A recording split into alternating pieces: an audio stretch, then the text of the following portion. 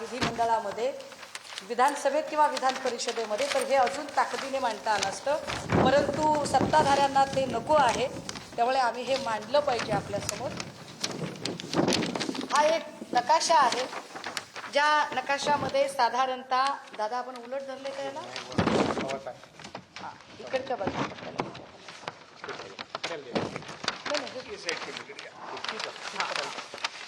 असा आहे। हा राष्ट्रीय महामार्ग आहे आणि या राष्ट्रीय महामार्गामध्ये हे जे आकडे आपल्याला दिसत आहेत, 332, 318, 319, 319(3), 319(2), 304, 300/5, 300/6 हे जे आहेत हे सर्वे नंबर आणि गट नंबर आहेत। राष्ट्रीय महामार्ग पालखी महामार्ग क्रमांक 965, जो महामार्ग मी फक्त पंढरपूर ते मोहोळ याच्यातला पंढरपूर ते मोहोळ सुद्धा बघत नाहीये, लक्षात घ्या। मी फक्त एका गावातून गेलेला 3.5 ते 4 किलोमीटरचा घोटाळा सांगते तुम्हाला। अख्खा महामार्ग काय असेल त्याची आकडेवारी तुम्ही काढा। त्याची आकडेवारी काढण्यासाठी जर आमची मदत पाहिजे असेल तर मुख्यमंत्र्यांच्या सोबत आम्ही बसायला तयार आहोत, मात्र मुख्यमंत्र्यांची पारदर्शक व्यवहार करायची आणि महाराष्ट्राला पारदर्शकता दाखवण्याची तयारी आहे का, ही आमची जरा तो त्यांना प्रश्न आहे। तर साधारणतः या मार्गावरचं हे काम आहे आणि या कामाच्यासाठी काही पैसे, काही नुकसान भरपाई सरकारने देणं अपेक्षित होतं। या संबंधाने एक GR निघाला, साधारण तो 18 पासून वेगवेगळ्या प्रकारचे GR आहेत। मोहोळ पंढरपूर आळंदी पालखी मार्ग रस्त्याचं 59 किलोमीटरचं काम आहे, हे एकूण जे किलोमीटर आहे ते, आणि याच्यासाठी राष्ट्रीय महामार्ग अधिनियम 1956 कलम 3G पोट कलम 1 अन्वये नुकसान भरपाईचा आदेश निवाडा निघाला।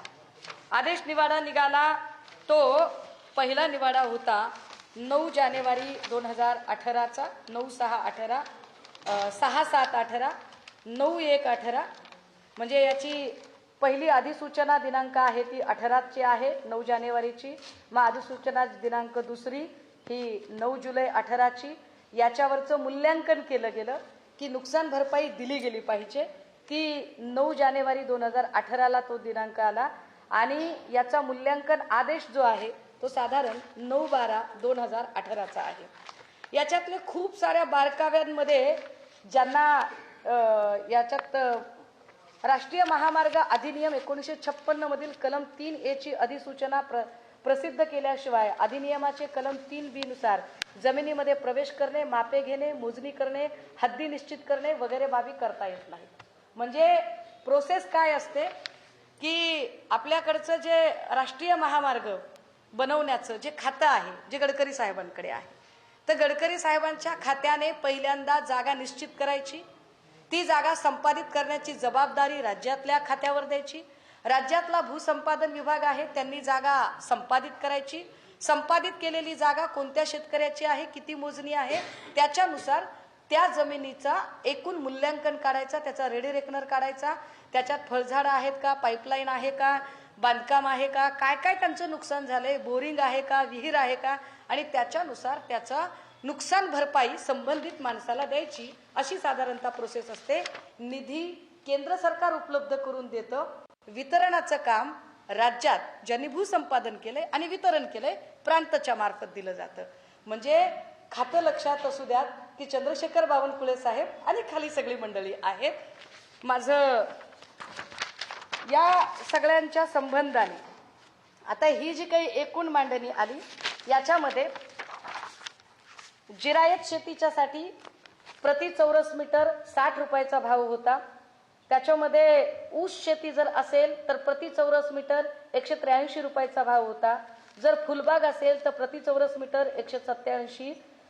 बिनशेतीची जमीन नुसताच भूखंड आहे तर 990 प्रति चौरस, हायवेवरची जमीन असेल तर 1090 प्रति चौरस मीटर, आणि गावठाणातली मिळकत असेल तर 1190 प्रति चौरस मीटर, आणि औद्योगिक बिनशेती असेल तर 990 प्रति चौरस मीटर असे याचे भाव सांगितले गेले। मी 59 किलोमीटरचा महामार्ग पंढरपूर ते मोहोळ, या पंढरपूर ते मोहोळच्या महामार्गामध्ये एक गाव येतं पेन्नूर नावाचं. हे पेन्नूर नावाचं गाव, ज्या एका गावामधले एक शेतकरी माझ्या सोबत आहेत. त्यांचं नाव आहे श्रीयुत माने.